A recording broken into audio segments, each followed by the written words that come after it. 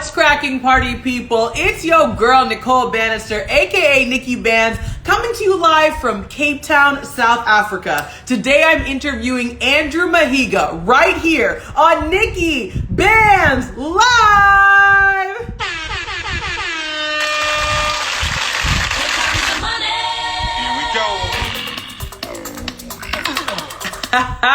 What up, what up? What up, everybody? It's an absolute pleasure to see you all, to see your beautiful, shining, smiling faces. You know your girl NIKKI BANZ does this every single Tuesday, okay? Rain or shine, load shedding or not, okay? I will be here live for you all.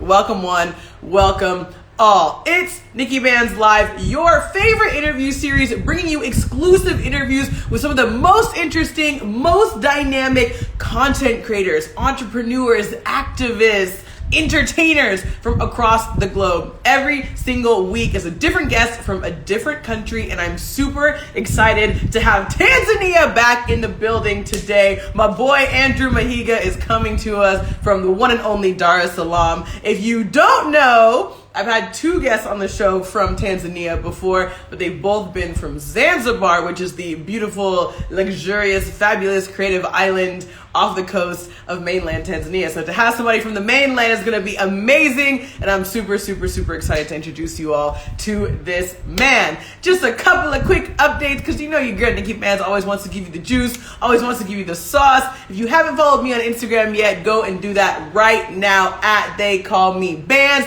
And if you have not subscribed to my YouTube channel yet, today's the day.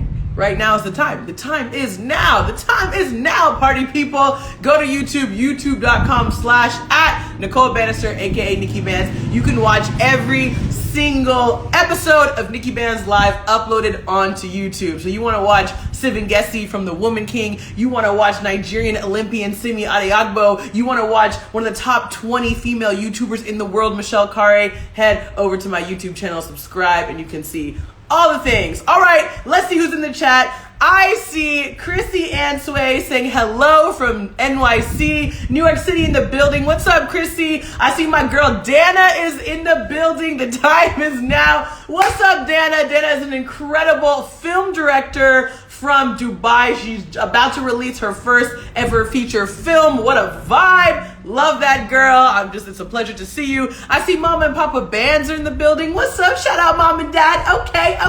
You know, my parents still support my work. We love to see it. I see the boy Andrew's in the building. What's up, Andrew? I'm gonna get you on real soon. I see Grant is in the building. Hello, Grant, one of my melanated merfolk in Cape Town. We like to go dipping in the ice cold Atlantic together. And I'm seeing we got some other folks in here as well. What up, Startup Coach? What up? Hello, Magnolia. Okay, I love it. I love to see it. I love to see it. And we will have all sorts of amazing, incredible more people joining as we go. And if you're watching this on YouTube right now, you watching the rerun?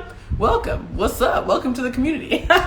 We got Ben Jilly's in the building. Korean Girl 10. Man, oh man, it's a blessing. It's so beautiful to see all of you beautiful humans. So, today, my guest right here live on this amazing show is Andrew Mahiga. Andrew is a social entrepreneur. He's a public policy expert. He is a Tanzanian change maker, all right? Putting Tanzania on the map, not only for the African continent, but for the world. He's lived in the United States, he's lived in the UK, but Tanzania is home, and every single day, day in and day out, both personally and professionally, this man is striving to make sure that everybody knows about Tanzania and that the entire world is connected to Tanzania via foreign policy, via public policy, via economics, via business opportunities. And this is going to be super interesting because oftentimes people who are involved in the development world and in the development space don't necessarily have a social media presence. And if they do, it's very much only about their work. It's very much only about their policies, things like that. So to have someone like Andrew who is hella vibey, okay, to have someone like Andrew who's vibey on social media,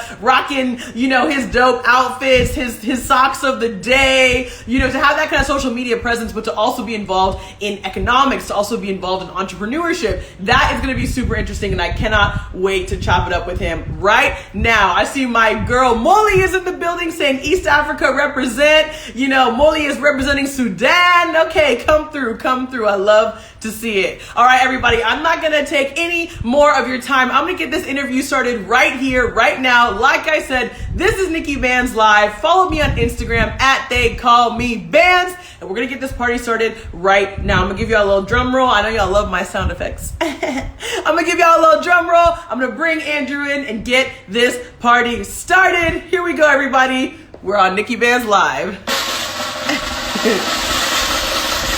Here we go, here we go, here we go, here we go. All right. Janine, I'm seeing so many people here. What's up, everybody? Let's get this interview started. Hello, hello. Hey, what's up? How you doing? I am good. Can you be giving me those intros like everywhere I go? That's You know what? I'm ready. I'll just follow you around, Dar es Salaam. right. This is Andrew. Thanks for having me, man. How are you? I'm so good. Welcome to Nikki Banz Live. It's an absolute pleasure to have you here. And it's been a minute since we've talked or seen each other. So this is dope to have you here on the show. Absolutely. Yeah, I was trying to remember. It must be at least 4 or 5 years, maybe? I don't know. Yes, yes. Well, I'm glad you asked because I always like to start every episode of Nikki Banz Live by telling people how I know the guests who are on my show. And the way we met was very fun and very serendipitous. We had some mutual friends in Dar es Salaam. I was visiting just for like a day before going to like Morogoro or somewhere, you know, way out. And we ended up partying together. I think it was in 2018, 19. Yeah, it's been a minute. It's been a minute. We had like, it was immediate vibes. I love your energy. Your whole friend group was absolutely incredible. So here we are, 4 or 5 years later. Yeah, and congrats, man. Like, I love what you're doing. I love what you're doing. So thank you. I feel the same way about you, and your story is so unique. All the work that you're doing is super unique, and not only in terms of sort of the social entrepreneurship and the public policy and all the work you're doing, but also bridging that with a really fun social media presence. You know, that to me is the really interesting dynamic part of all of this. So I obviously gave you a little bit of an introduction, you know, but I want to go ahead and ask you, introduce yourself to the people here who are meeting you for the first time. Introduce yourself, introduce your passions. Tell us what you're all about. Yeah, thanks. So Andrew Mahiga, Tanzanian, born in Tanzania, lived in different parts of the world, like you said. Professionally, I work in sort of private sector development, business environment, sort of like reform, job creation, trade facilitation. So I'm like a policy private sector guy. My passion, I guess that I was thinking about this. I think my passion kind of changes with age and time and purpose. But I think my passion is sort of like unlocking or addressing like really big institutional problems and kind of like empowering people and helping people become like the best version, you know, of themselves, whether that's professionally or personally. I think that's it. You know, that's the best way I can generalize my passion because yeah, it may change in a couple of years. You know what? I feel like growth is encouraged, you know, so if that changes in a couple of years, then it's all good. That just means you're growing, flowing, evolving with the times. But it's incredible to see what you've done so far as a private sector expert, as someone who is really encouraging an ecosystem for businesses in Tanzania to thrive, not only domestically and regionally, but cross-continentally as well. I think that's absolutely incredible. And I'm curious if this was something that you always wanted to do, you know, from the jump, where you like, I'm going to work in diplomacy, I'm going to work in, you know, private sector, economy boosting, right?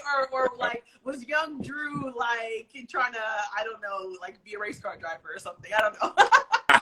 Kind of close, very close. I mean, if young Drew would see me now, he would be like, dude, where did you go left or where did you go right? Like, where did you change your mind so drastically? So I think when I was younger, I was you know, very like inquisitive and creative, very competitive as well. Like I kind of wanted to do what someone else was doing, but better. But especially sports, I was a very sort of athletic, sporty person. And here's the interesting part. So when I was before I was a teenager, I was kind of like into science. I wanted to be, funny enough, an entomologist. So an entomologist is a person that studies insects. I kid you not. Very few people know this, but I wanted to be an entomologist. I don't know, it's maybe where I was living, you know, very outdoorsy. I was discovering things. I wanted to be a scientist, right? And then when I started becoming a teenager, I was, into sports. I was very good in sports. I was very good in basketball. So basketball kind of ran my life like throughout my whole teenagehood, right? So I wanted to be a professional basketball player. From the age of like 12 to like 18, basketball was my life. Like I played basketball pretty much every day. So yeah, as a teenager, I wanted to be, I wanted to be a sports person. I wanted to play basketball. And I think when I started college and when I moved to the U.S., I think this is when I started getting influenced a lot by like my late dad and the work he was doing. He was a career diplomat. He worked for the Tanzania government as well. So I kind of wanted to, work for the UN. That's like I kind of wanted to be a diplomat or work for the UN or work for like development organizations and kind of help people solve problems, right? And that was a big influence for what I studied as undergrad. But kind of like, I think that's when I started becoming sort of like a change maker type of person. I think I owe a lot of that to my dad's career, but also my mom as well. She's an economist. She worked in a lot of sort of like development organizations as well. She was a banker. She worked in government as well, I think. So both those influences kind of shaped me later on. So, yeah. Okay. You just given us so much insight into your life right now, whether it was being interested in science from a young age, transitioning to wanting to be a pro athlete, a hooper. I can relate to that. I wanted to be in the WNBA, like literally really? until I tore my ACL when I was like 18. I wasn't tall enough. That's apparently I wasn't tall enough, but I was good. It's not tall enough, so.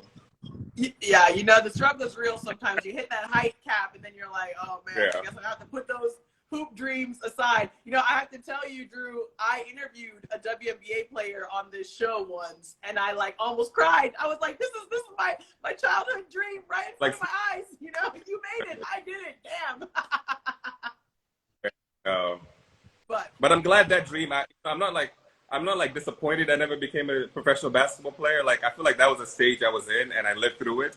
And now I'm even happier that I did not become a professional basketball player because I'm making a difference in a different way. So I think if I was a professional basketball player, I'd probably be more of like thinking about myself and like the publicity and the accolades, right? So I'm glad I didn't because it changed me maybe for the worse. So yeah, I hear you 100%. And it's interesting because I feel like even in the work that you do now, if integrating businesses around sports, around basketball, getting the NBA or other global basketball associations to Tanzania, that would actually be something that you would have a hand in, which is pretty cool, to be able to marry those things and connect those dots in the future. Absolutely. Exactly. Yeah. I hear you. So it's quite cool as well to hear you talk about your mom and your late dad, because it seems like, from both of their sort of perspectives, from both of the influences that they had on you growing up, you were able to see what a future in diplomacy, what a future in, social development, social entrepreneurship could look like. Talk to us about some of those formative experiences that you had when you were younger, either it was through your parents or maybe through, like you said, moving to the US. What were some of those formative experiences that made you think, okay, I want to be involved in being a change maker and changing this country for the better? Yeah. So I think that it happened gradually. I don't think it was sort of, just one moment. I was like, I woke up one day, I was like, this is what I want to do. I think it started gradually when I was in the U.S. When I was in college, I used to intern and volunteer a lot, and we can talk about that later. But so I worked in NGOs and kind of like community organizations. I even worked at an organization where I was like a big brother to like underprivileged kids coming from really poor backgrounds, inner city. So I used to visit them at their homes. I used to help them with their homework. I used to take them out to like socialize and kind of make them feel normal, right? So it started there, right? And then I was working at the organization where they were helping African immigrants with legal issues, with housing issues, with job placements. Again, that a little bit influenced me. When I moved back to Tanzania, I was really big on youth and media and marketing and like spreading positive messages, empowering people. again, so like those dots kept connecting. And then, I was fortunate enough to like have my own company, social enterprise, and do some work around youth empowerment, around sort of helping young people who are coming out of, whether university or high school, to kind of figure out, what their career path would be and whatnot. Again, so like the pieces came together slowly, gradually. And then even becoming a person that, works in public policy, that was me trying to change the education system in Tanzania, influence education policy, education law, curriculum change. Again, so you're like graduating into a passion slowly. So it didn't happen overnight. My parents influenced me a lot, but the work I did, the people I was exposed to, knowing that I'm a person that can impact people positively, it gave me a sort of responsibility, right? When you have an audience, when you can influence people, either from what you say, what you do, what you write, you have that responsibility to kind of do something with that and give back. So, yeah.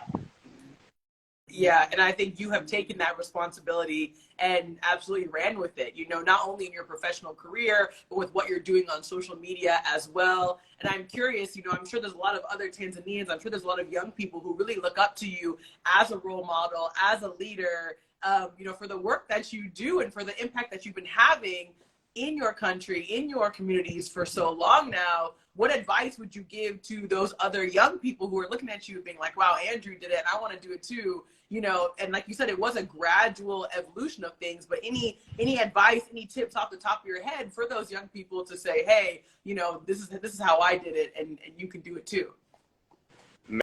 Man, that's one of the hardest, and it's funny because I should be able to answer that question quite easily because I get it all the time, right?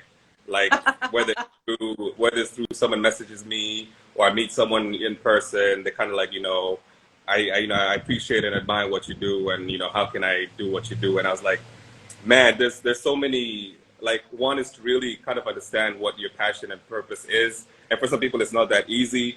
But I think for me, being exposed to different sort of cultures, experiences, people who thought differently to me, people kind of challenge my thinking. People are kind of like, that's stupid. That's, I was like, why do you think it's stupid, right? Like, because 1, 2, 3, then they're like, okay, they have a point. So now I have to come back with another approach that is less stupid or is more convincing, right? But that comes from who you surround yourself with, the type of information you consume, like read a lot about things and read a lot about people, right? Like, look at someone who's been successful, understand, okay, what were their challenges and how did they overcome them? Because very few successful people did not fail at some point, even multiple times, right? So understand what did they do when they failed and how did they, approach something differently? How did they not lose that passion and that drive? So I think, being inquisitive, be curious, ask questions, surround yourself with people who are smarter, who are more exposed, pick up gems for them, pick up pieces of advice, and then, put everything together and create your own sort of personality, brand, or destiny. So I think one thing is just to like expose yourself and, fail, understand, fail fast and fail often, right? Yeah, I failed miserably in a lot of areas in working and whatnot. But I think that gave me some of the resilience and sort of like the, I don't care attitude. Like I failed enough. I don't care. I don't care about the next failure. I've already failed enough, so I'm good. I'll keep on going. So. Yeah. I think that's great advice. Those are great tips. To me, you had that answer down pat. You were ready to go with that one. Right. And I feel like exposing yourself to different ideas, leaders, change makers, opportunities, that's brilliant. And also not being afraid to fail, because I think so many people don't take that leap, that jump, because they are afraid that they might not fly, on the other side of that. And I see that people in the chat are loving this. My homie Sai, who's an incredible content creator out of India, saying that's incredible. Andrew, loving the advice. I see my girl Molly in Egypt saying that she loves that. I see my girl Dana as well saying love that advice. Can you give us a specific example of a time that you did fail and how you bounced back from that?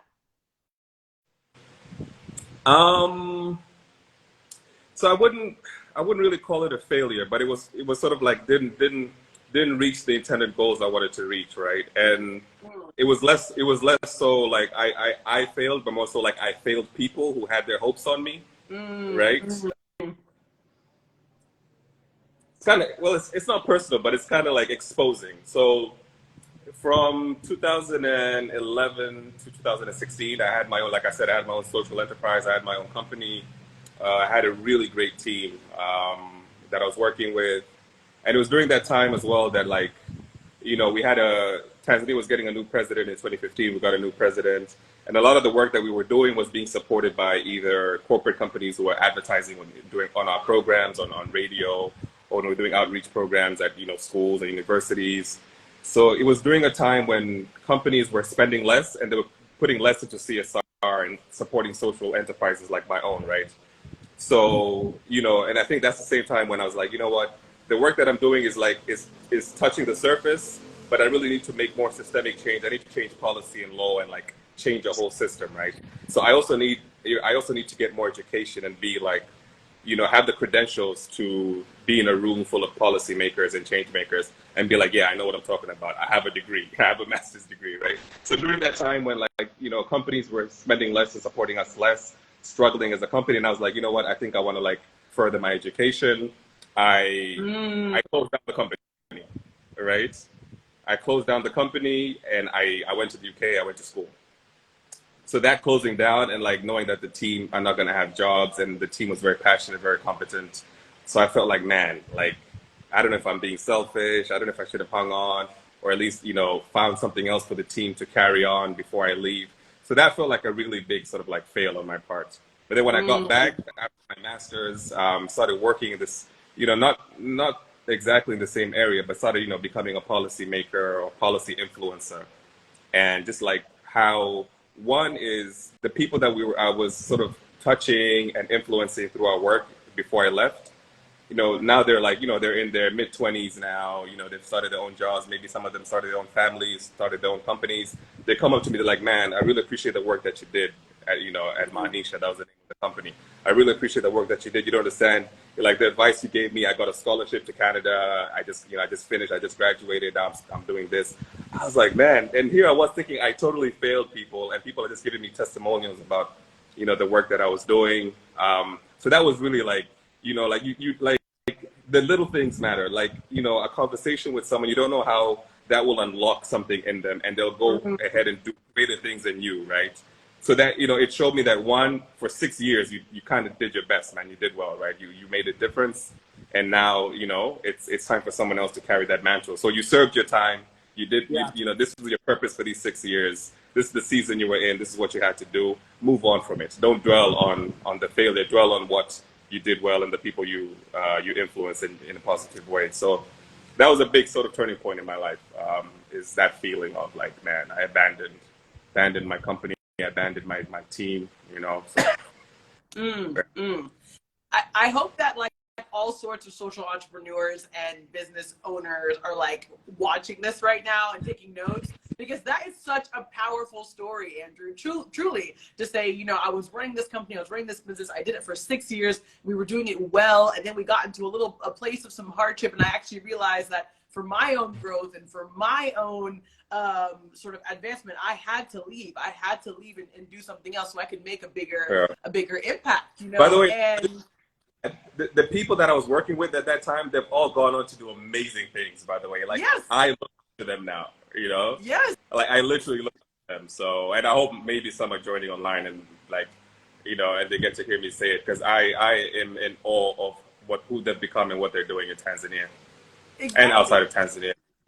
Exactly. And it's incredible to hear you say that, and to say like, okay, there was this leadership, there was this opportunity, we grew the company, we did as much as we could, and then we had to pivot, you know, and then we pivoted, and now everybody is so successful in their own ways. And I think at its core, that is social entrepreneurship, right? You try things, you decide to close them, you try something else, you close it, you try something new, you know? And so I feel like that's like, it's just such a powerful reminder that it's okay to stop, it's okay to pivot, and actually that's a really critical part of the young entrepreneur's journey. Yeah, absolutely. Like, don't dwell on failures too long. Like, just fail as fast as possible until you figure it out, you know? Yeah. Because those are the years you can fail. When you're young, when you're like in your 20s, you know, maybe early 30s, that's the time you are supposed to be failing. You're not supposed to be failing in your 40s and 50s. You're supposed to have figured it out.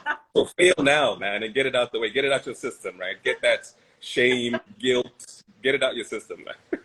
Literally, I love that. Everybody write that down, put it on a Post-it note, put it on your desk, put it on your laptop. Fail now. Get it out of your system and then keep it moving. Okay, I love that. Exactly. Oh my gosh, we're literally, I have a show on YouTube called Start It Up, which is a show for young social entrepreneurs from all over the world competing for a $40,000 cash prize. You know, people from India, people from Colombia, people from Zimbabwe, all over the world. And I think I'm really going to send this interview to all, as we're starting pre-production for season 2, literally tomorrow. I'm going to send this interview to all of them and be like, hey, y'all. Don't worry, you're 18, 19, 20 years old, running these businesses. Don't be afraid to fail. And you can just go pivot and keep it moving. Absolutely. Absolutely. And so you were that leader at the time. You were that young person who was building your own business, building your own brand, taking other people up with you. And I know that you are a leader. You're a role model for so many different young people across Tanzania. And obviously, you know, we're a little bit more grown now. We're a little bit older, a little bit more seasoned now. Who are some of the young people that you look to now who are moving and shaking across Tanzania, who you're looking at and saying, wow, these are young people who are really, really changing the game? Put us on, because, you know, us in South Africa and in the U.S. and other parts of the world, maybe we don't know. So you gotta let us know. And this is the hardest one. Who do I mention and who do I leave out, man? You're cornering me here. No, and honestly, I think Tanzania has, you know, and I think we don't speak about it enough. We have such a good crop of like young, motivated, entrepreneurial-minded people, right, across all sectors. I'm going to name a few, but this is not even half the, like, you know, I mean, you know, there's Carol Ndosi. She does great work with, you know, with sort of youth empowerment and sort of like helping develop young startups and young people in the professional world. There's Benjamin Fernandez with Nala app, amazing guy. There's people in media. There's Milad Ayo. He's probably the most watched media house. And he started as like a radio presenter, right? There's Kennedy Mari in the ICT space. You know, there's people in like comedian. There's Idris Sultan.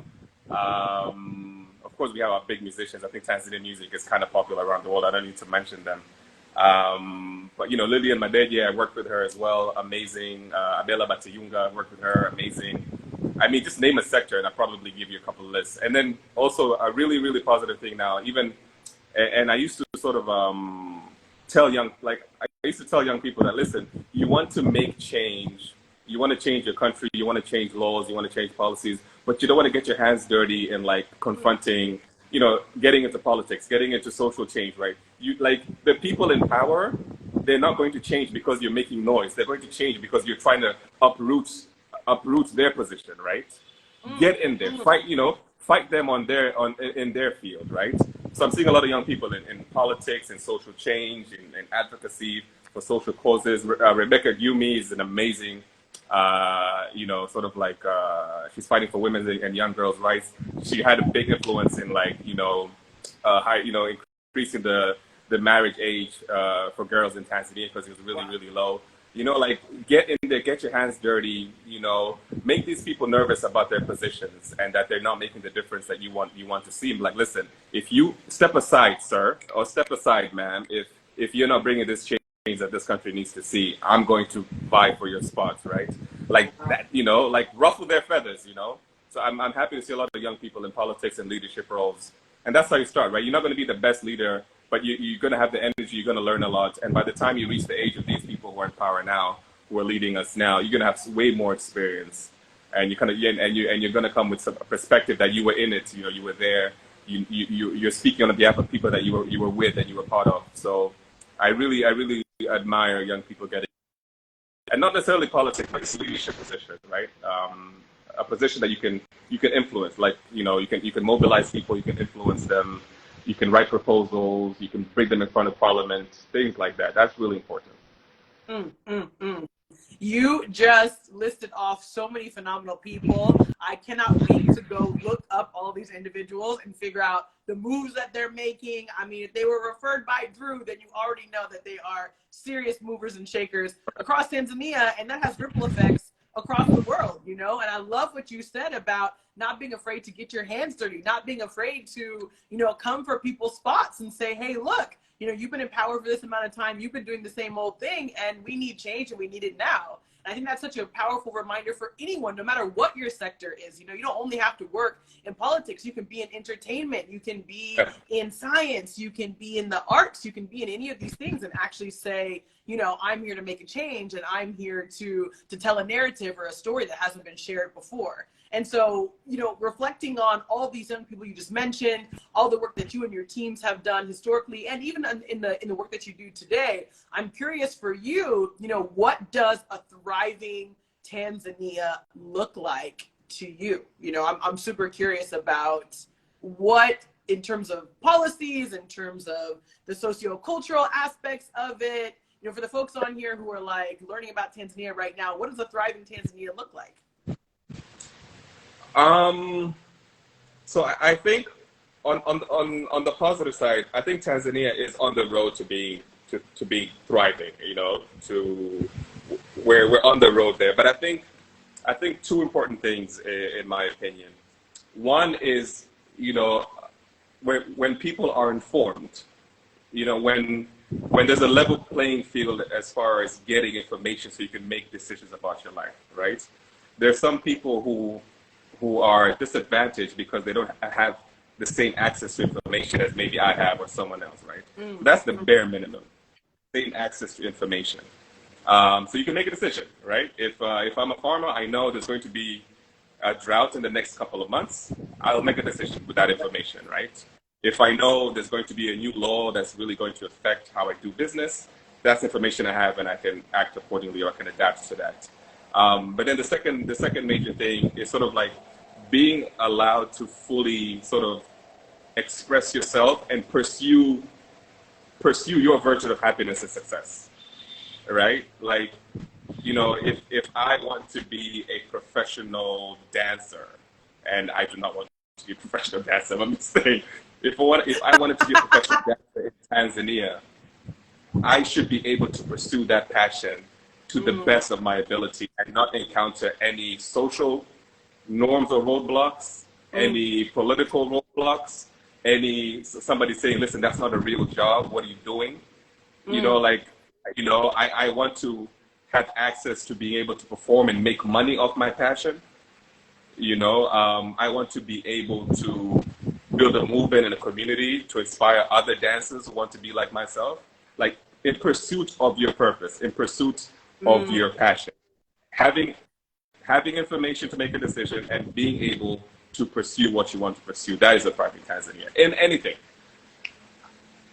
I'm so here for that. And that's such a beautiful way of putting it into perspective in terms of basically the resources and the infrastructure that people need in order to thrive, right? You don't want those political barriers and roadblocks. You don't want a social context or construct where people say, no, that's not a real job. No, you shouldn't do that. Actually, rather do something else. But actually having the resources, having the ability, and having the support to go and pursue whatever that thing may be. And I'm seeing there's somebody in the chat here, Jerome Jerry, saying that is very true, saying in the policy and advocacy arena, Andrew is among the people I look at. So shout out to you, Jerome, for being here in the building and for looking at Andrew today. You know, that kind of guidance. Joining your chat is weird. I'm just... Oh, you can see the chat? I can see, but it's not as many people as you make it sound, Nicole.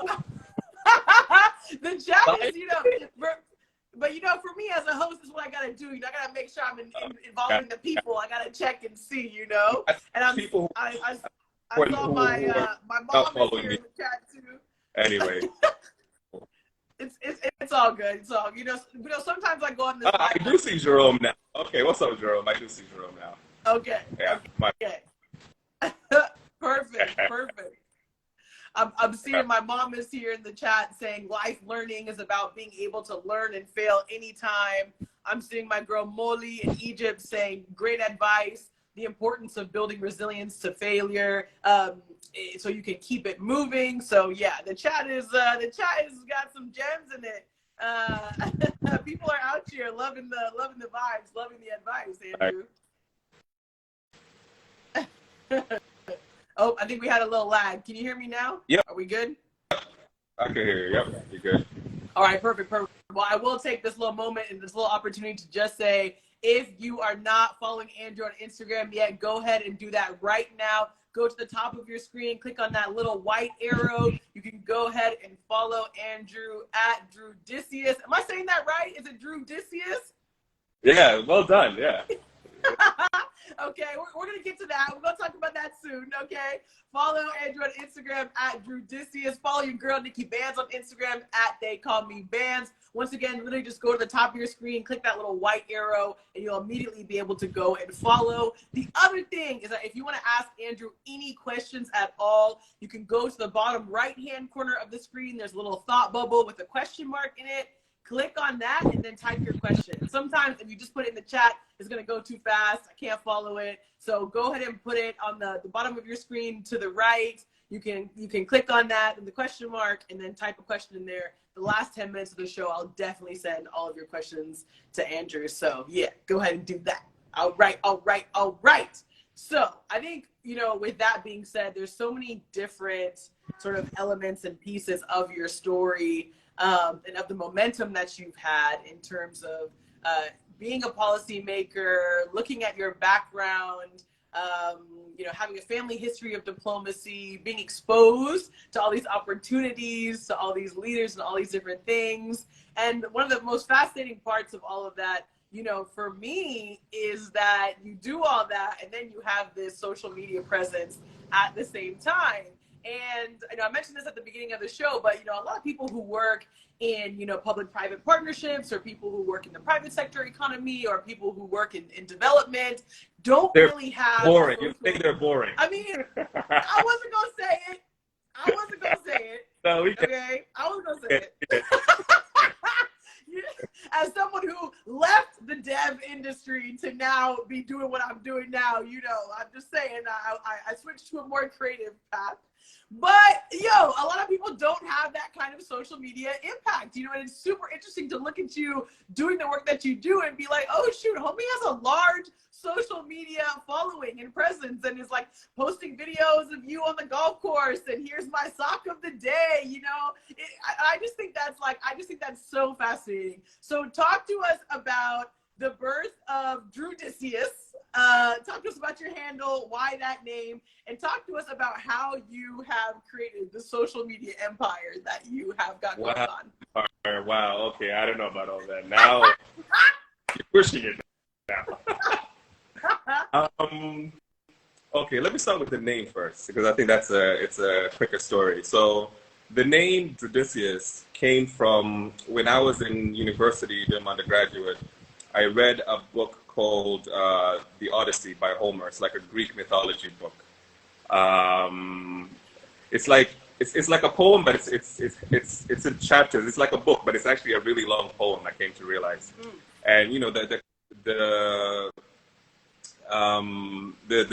main character in that book is called Odysseus. And I really loved his story. He was like a king in where he came from, and then he went out to fight for his country. He went through multiple battles. He didn't come back. People thought he had died, so he was gone for years and years. So, his kingdom moved on. They elected a new king. There was like social unrest because everyone was vying for power.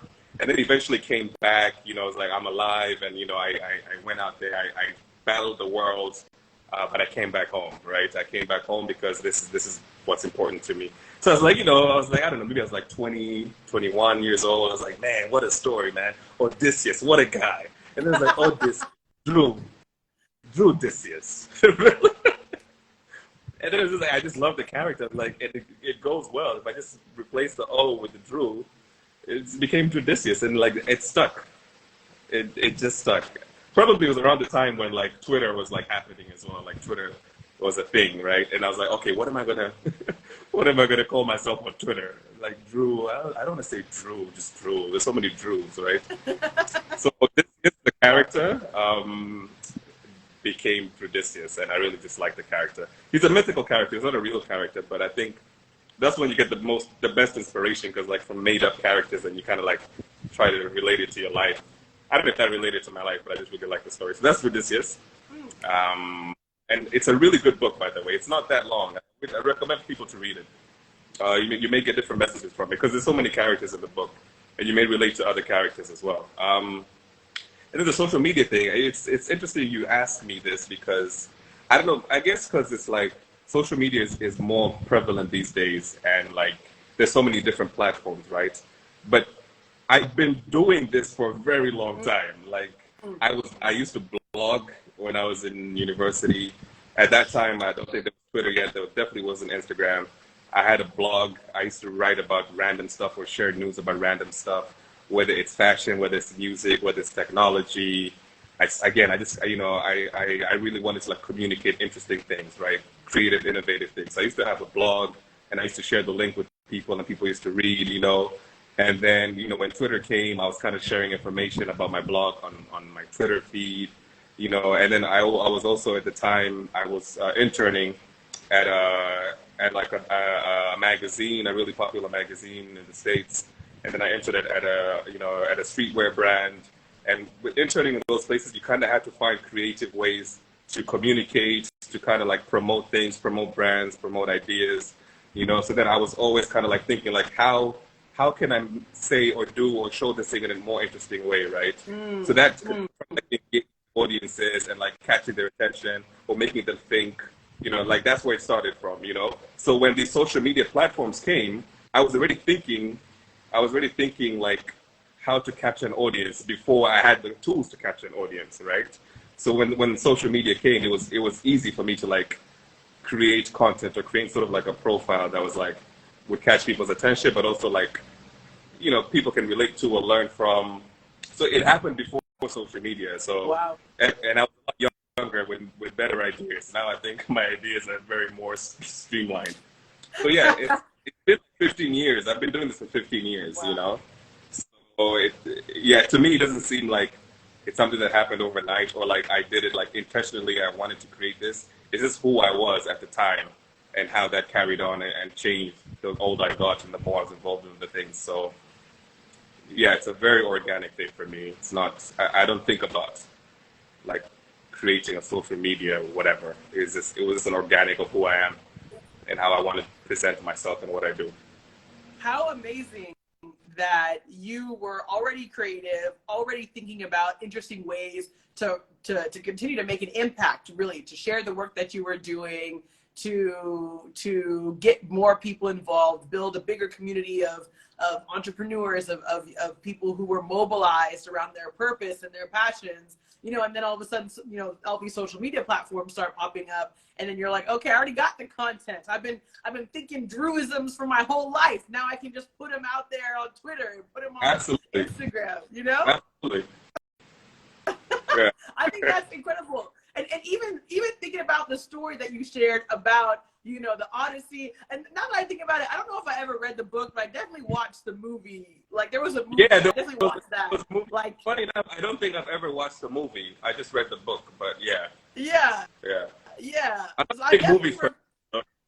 Yeah, it was like I think if you were to watch it now, it was like, it was probably like revolutionary CGI and graphics at the time. But if you watch it now, you'd be like, this is goofy, Yeah. But I think even thinking about, this person who is fighting these battles, conquering these beasts, having all these wild and interesting adventures, and then coming home, coming back to Tanzania to create that change and working the policy. I think it very much aligns with who you are and what you're doing. I just think that's amazing. And I'm curious, as you continue to grow, as you continue to evolve, especially in terms of the work that you're doing, we know that you're just getting like bigger and bigger in terms of the roles, in terms of the policies, in terms of, the impact that you want to have in diplomacy. Do you ever feel like your social media content and personality is at odds with the work that you do, or do you feel like they can complement each other, and sort of create a new vision of sort of this Tanzania that you want to see? I think initially it was at odds. I think because I kind of didn't figure out like I wanted to be like a policy person, like a private sector guy. So initially it was kind of like, okay, I'm posting this as Andrew, and then I'll post this as like what I do for my job, right? But these days, not. It feels like the same thing. It feels like this. I found the harmony where I am what I do now, right? Like, I like when I clock out of work, I'm still thinking about the things I was doing at work. Maybe just thinking about them in a different way, in a different environment. But it's like my purpose is still there. I'm serving it at work and I'm serving it, privately and whatever I'm doing. So whatever I'm sharing, it's just like maybe I'm taking a break from my purpose, but just because I'm sharing me playing golf in floral shorts doesn't make me less of a private sector specialist or public policy person. It's just that also I'm showing you that, listen, like you can also enjoy life and find things that give you peace and make you relax well, right? So it's kind of like, it's like a timeout. When I'm posting on work stuff, it's just a timeout. But I'm always thinking about working, or not thinking about work, but thinking about the work that I'm doing and how I can share that and inspire and provide information and get people thinking. So it doesn't feel like I'm trying to balance two personalities at all.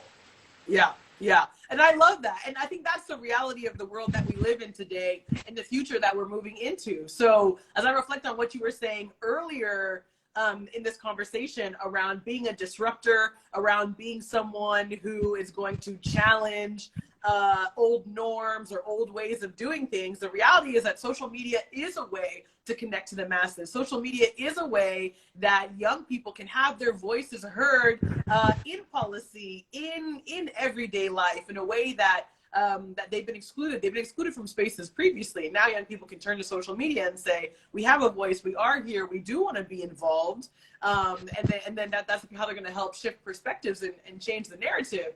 So I think when I look at your social media, it's just that reminder that you're human, that you could be this expert, you could be this policymaker, you could be this change maker, and oh, by the way, I'm also going to vibe on social media as well, right?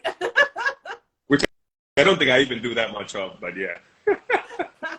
Hey, you always pop up on my feed, my guy, and I'm always like, okay, where's Drew today? Following more. Oh, that's so funny. No, but we love it. We love the insight into your lived experiences, and for you to be able to say, hey, I can do all these things, be this expert, be speaking to the ambassador, doing this, doing that, and oh, by the way, I can also be a content creator. That to me that's great. The young people, that's inspiration right there. Yeah, hopefully. But you also don't need to do it, right? Like you also don't need to be on social media and do all that, and I think it comes to the personality as well, because there's some people who do amazing things and are on social media, and nor do they need to be on social media, right? Yes. I think it's just who I am as a person, and my background of communication, marketing, creativity makes me want to kind of share some things, and kind of spark some interest, spark some thinking, share some ideas, be like, oh, I never looked at it this way, I never thought of it this way. Exactly. I mean, I was literally just having a conversation with a friend the other day, just reminding her that your number of followers on social media does not equal your impact. And that's such an important reminder, I think, for young people today, because we look and we see these leaders, we see people and say, wow, they have so many followers, they have this, that. It's like, actually, impact means a lot of different things, and it does not equal social media followers. And I'm seeing we got people in the chat. Melinda saying Tanzania stand up. That's one of my homegirls here in Cape Town. We got the boy Egad Soul in the building, one of our mutual friends. What's up? Yeah, it's one of our mutual friends saying Drew's evolution over the years, in my view, is a perfect example of how to evolve without changing who you are at your core. It's been an absolute pleasure to watch and experience it as well. Oh, that's so sweet. Hey. I love that. I love that. I love a good sort of First comment round section. is on me on the weekend, Eric. We see you, Drew and Eric. Okay, I saw one question in the chat, and so I think I'm gonna I think I'll ask this question now before, we got to have about 10 minutes left of the live. So I think I'll ask this question now, and then we can sort of do some of the closing, in the next couple of minutes. But our Jory, or RJ Ori, is saying, how did you figure out your purpose? And I think that's a brilliant question. Yeah, So, I saw that. Yeah. Trust her to ask that. I think it's one, most likely you're not going to figure out your purpose by yourself, right? You kind of need people who are very close to you, who kind of know you as a person. They know your character, they know your character flaws, and who can be very honest with you, right? And then they'll help you shape your purpose, or help you understand or figure out your purpose, right? And then also it's kind of like what you surround yourself with and what you're most comfortably with, like doing, whether you're like a public speaker, you like an audience, you like engaging with an audience, let's say you like writing a lot, and you like immersing yourself with like different writings, and then someone tells you like, listen man, have you ever thought about doing this, because I think you'd be a perfect fit. You really need to surround yourself with people who can really be honest with you and kind of like pick out some things they see in you that you may not be able to see in yourself. So I think, if you have a good circle around you that is very honest, very supportive, but also when you're going astray, they kind of tell you the truth. I think that's kind of how you figure out who you are and what you're supposed to be doing. But definitely, I think, and a purpose sometimes, like, it takes a while to figure out your purpose. I'm not saying it's like an easy thing. You wake up one day, you're like, I think my purpose is to do this, right? Sometimes, being still and kind of like meditating, praying over things, thinking about things deeply, like, what difference do I want to make, right? What do I want to leave behind that I think, would make me, feel fulfilled, or make the people that were associated with me feel fulfilled, right? So I think it takes a while, but I think for example, like my older sister, Modesta, helped me a lot to figure out my purpose. I think I used to fight my purpose. I was like, she was like, no, I think you're a leader, you're influential, and it's a responsibility, and you need to be in leadership roles. You need to be influencing some change in Tanzania, changing laws, changing policy, changing the way people look at themselves, changing the way people feel about themselves. I was like, what do you mean, man? I kind of like advertising, yeah. But she was there to help me figure out my purpose, right? So things like that, have honest conversations about someone. Like, do you think I'm doing the right thing? Do you think I'm going anywhere with this, or is it like a temporary thing? Is it a trend?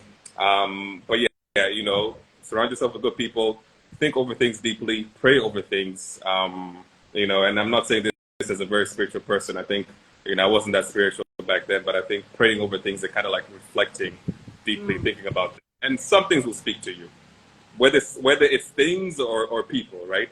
Because sometimes you find your purpose in like helping others or working with others, and that's your purpose, and your purpose is in creating things, right, for other people to use, for other people to utilize in their purpose. So things will speak to you. Just be ready to listen and to be still and accept the message that you're receiving. So yeah, I could not have said that any better myself. Shout out to Jory for that powerful question, and shout out to you, Andrew, for basically saying, look, when the universe is giving you all these nods and the universe is giving you all these nudges, and your tightest, closest people around you, listen, exactly, your older siblings, your family, your tight-knit friends are saying, hey, actually, you are a leader, you're a change maker, you're an impactor, you should be doing this thing. You have to connect the dots, and you have to listen. Don't waste time, don't waste your purpose on, 100%. 100%. I love that. Don't waste your time. Don't waste your purpose. So everybody who's watching this live right now, you're watching the rerun on YouTube, ask yourself, what is your purpose? Are you listening when the universe and when your people around you are talking to you? I see Melinda in here saying, be ready to listen. Well said. So yes, we're going to listen now. You've inspired somebody out there today, Andrew, to listen to their purpose and to go pursue that thing.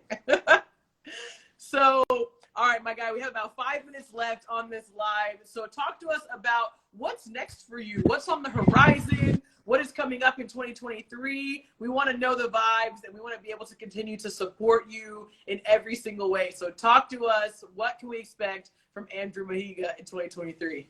Man,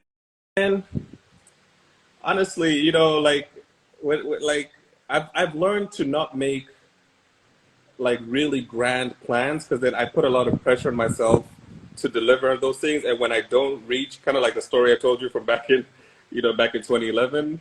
So like I think I'd rather like put my plans into more bite-sized things that I can like more like short-term achievable goals, and like, okay, we achieved this goal, okay, now the next small step, like that, right? I'm not gonna say in 2023 I want to like become like a minister in government or something. I want to like why even if I do, why would I put that pressure on myself to achieve that? So Sure. in 2023 I kind of want to do what I'm doing now, but doing it well. I want to reach more people. I want to have more important conversations with the right people who can make a difference. I want to not teach, but share, because I've realized that sometimes when someone asks you for advice or for some guidance, you're like, man, I'm still trying to figure it out myself, man. But like you never know, that little thing you think is not big enough to build someone else can make a huge difference. So share more, teach more, learn more, have more serious and important conversations with people, and not just people in my circle, but like people who are also kind of like pursuing their purpose, and like how does my purpose kind of like fit with what you're doing? How does my work fit into your work? If especially a person like myself who works in sort of like advocacy or trying to improve some systemic issues in Tanzania, whether it's business related, policy related, like you're gonna find people who maybe disagree with you, people who have alternative or conflicting interests or agendas, but at the end of the day, they're people, and they kind of have a reason why they're the way they are. Like, how do I get on the same page and see eye to eye with them? How can I share?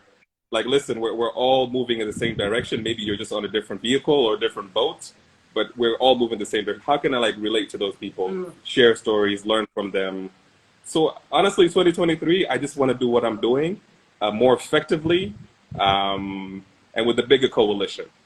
You better go ahead with your bigger coalition, especially a coalition of people who are not all like-minded. And I'm so grateful and glad that you said that. Because look, at the end of the day, there are so many different types of people with so many different types of opinions. And if we do not start to have conversations from both sides and all sides of the table, then we're not going to be moving forward in any country, in any city, and in any capacity. So bringing people together who, like you said, we're all going in the same direction. We might be taking different cars, different paths to get there, right? How do we bring all those people? Yeah, exactly. I'm with you 100%. And you're already accomplishing one of your 2023 goals, which was to share more. You on NIKKI BANZ Live, sharing right now. I've actually never joined, so this is my first time joining. With all the social media stuff you're saying that I do well, I've never joined an Instagram Live. I don't remember the last time I actually even went on Instagram Live. I don't know, I just don't do it. Well, so thank you, Nikki, for breaking me out of my shell. You are so welcome. There's a first time for everything, and this is a beautiful way and platform for you to share more. Even just from looking at all the comments and the people who have tuned in today, for sure you are making an impact, and this is an epic way to do it. So I'm so grateful. I'm so glad that you said yes and that you came on to NIKKI BANZ Live and that we got to reconnect. What'd you say? So many questions. I was like, okay, why me? What do you want from me? Yeah, I know. You were like, what? And I was like, you know what? Don't worry. You're a mover and shaker, and that's what this show is all about. I want to talk to all the movers and shakers all over the world, and then we're going to build our own little coalition and start influencing the way that we need to and on the global scale that we need to. So welcome to the family. Thank you. Any final words before we sign off? Nah, man, just keep supporting you and what you do. I think it's important. I think, and another thing about exposing yourself to different people, different opinions, different ways of thinking. I think there's, there's a lot we as Africans kind of like don't share about one another who live in other countries. Kind of like, we have very commonalities that we don't speak about enough, right? Everyone's busy kind of like pursuing their dream, pursuing their passion. But sometimes just like listening to someone from another country who's kind of like doing what you're doing and their successes and their challenges is really, really important. So, definitely keep sharing these stories, keep learning from others, keep adapting from what you're seeing and reading and hearing and make it work for you. So definitely keep doing more of that. I love that. Diaspora, stand up. Let's keep having these dialogues, Pan-African dialogue, cross-continental dialogue, so we can all continue to just shape this world into exactly what it needs to be. Andrew, honestly, this has just been such a joy, such a pleasure. Shout out to Tanzania. Shout out to you. Remember, everybody, go follow Andrew on Instagram at Drudysseus. Literally top of your screen, little white arrow, click that. You can follow Andrew right now. You can follow me on Instagram at They Call Me Bands. I do this every single Tuesday with a brand new guest from a brand new country. And Andrew, it has been an absolute pleasure to have you representing Tanzania here today. So thank you. Asante sana. Usiku mwema. No, I'll see you on the next run. I'm going to holler at you next time I'm in Dar. You can let me know when you're in Cape Town. Will do. All right. Thank you, everybody, for tuning in. This is NIKKI BANZ Live featuring Andrew Mahiga. We'll see you next time. Bye, everyone.